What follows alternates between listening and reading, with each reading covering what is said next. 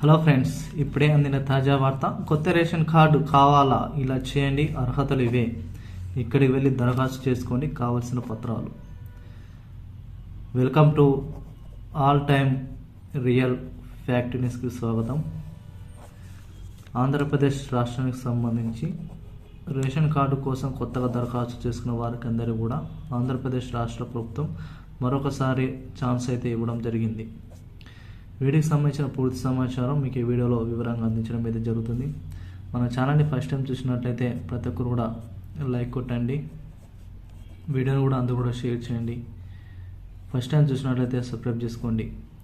మీకు ఏమైనా డౌట్స్ ఉన్నా కూడా ప్రతి ఒక్కరు కూడా కామెంట్ రూపంలో వ్యక్తీకరించండి. మీ యొక్క కామెంట్ కూడా రిప్లై ఇవ్వడం అయితే జరుగుతుంది. లేట్ చేయకుండా వివరాలను ఇక్కడ ఒకసారి పరిశీలించినట్లయితే మరొకసారి కొత్త రేషన్ కార్డు ఎవరికైతే లేదో వారికి మళ్ళీ రేషన్ కార్డు గురించి కావాలా, వాటికి సంబంధించిన అర్హతలు ఏమిటి, అసలు ఎక్కడికి వెళ్ళి దరఖాస్తు చేసుకోవాలి, అదేవిధంగా వీటికి కావాల్సిన డాక్యుమెంట్స్ అంటే పత్రాలు ఏమిటి. ఆంధ్రప్రదేశ్ ప్రభుత్వం అయితే కొత్తగా బియ్యం సంబంధించి రేషన్ కార్డులను జారీ చేసే విధానం అనేది డిజిటలైజేషన్గా రూపొందించడం అయితే జరిగింది. అంటే దాదాపు మనం చూసుకున్నట్లయితే స్మార్ట్ రేషన్ కార్డు అంటే మన ఏటీఎం టైప్ రేషన్ కార్డు ఉంటుంది కదా, ఆ విధంగా అయితే డిజిటల్ రేషన్ కార్డు రూపంలోనైతే ఆంధ్రప్రదేశ్ రాష్ట్ర ప్రభుత్వం అయితే ప్రకటించడం అయితే జరిగింది. వీటికి సంబంధించిన దరఖాస్తుకు సంబంధించిన అర్హతలు చూసుకున్నట్లయితే ఎవరైతే ఫ్యామిలీ మెంబర్స్ ఉన్నారో వారికి సంబంధించిన ఫ్యామిలీకి సంబంధించిన ఆధార్ కార్డు అయితే కావాలి. వీటితో పాటు వారి యొక్క పెళ్ళికి సంబంధించి ధృవీకరణ పత్రం ఒకటి కావాలి. అదేవిధంగా వారికి సంబంధించిన ఒక పాస్పోర్ట్ సైజు ఫొటోస్ కానీ, లేదంటే వారికి సంబంధించిన అక్కడ ఫోటో ఇస్తే వాళ్ళే చేస్తారు కాబట్టి ఈ యొక్క డాక్యుమెంట్స్ అయితే ఉండాలని తెలియజేయడం జరిగింది. వాటిని ఎవరైతే దరఖాస్తు లబ్ధిదారులు ఉన్నారో వారు మాత్రం దరఖాస్తు అయితే చేసుకోగలరని కోరారు. అయితే వీటికి సంబంధించిన మనకు దగ్గరలో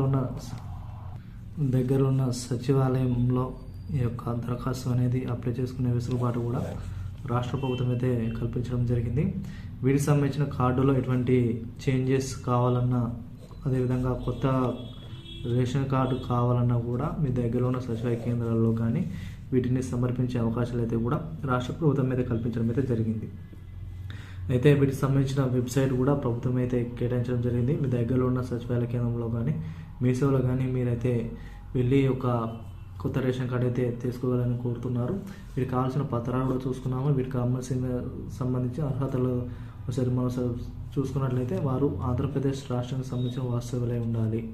కంపల్సరీగా వారికి మాత్రమే ఈ యొక్క రేషన్ కార్డు అనేది ఇవ్వడం అనేది జరుగుతుంది. ఒకవేళ మీరు మీ యొక్క పిల్లలను దీంట్లో యాడ్ చేయాలనుకుంటే, అంటే రేషన్ కార్డులో కొత్తగా యాడ్ చేయాలనుకుంటే మరి పిల్లల యొక్క వారి యొక్క ఆధార్ కార్డు, మన యొక్క బర్త్ సర్టిఫికేట్ సంబంధించి కంపల్సరీగా ఇవైతే ఉండాలి. పిల్లల యొక్క రేషన్ కార్డులో మనకు ఎక్కించాలన్నా కూడా. అదేవిధంగా వీటి యొక్క చిరునామాలు అంటే అడ్రస్లో పరంగా ఏదైనా మార్పులు చేర్పులు కానీ ఉన్నట్లయితే లబ్ధిదారుల గ్రామాభివృద్ధి సచివాలయాలు కూడా వీరికి అప్లై చేసుకునే వెసులుబాటు అయితే కల్పించడం జరిగింది. వీటికి సంబంధించిన చివరి తేదీలను కూడా రాష్ట్రపతి కేటాయించడం జరిగింది. జూన్ నుండి దరఖాస్తు తీసుకున్నట్లయితే జూలైలో కొత్త కార్డులు వచ్చే అవకాశాలు అయితే కనిపిస్తున్నాయి.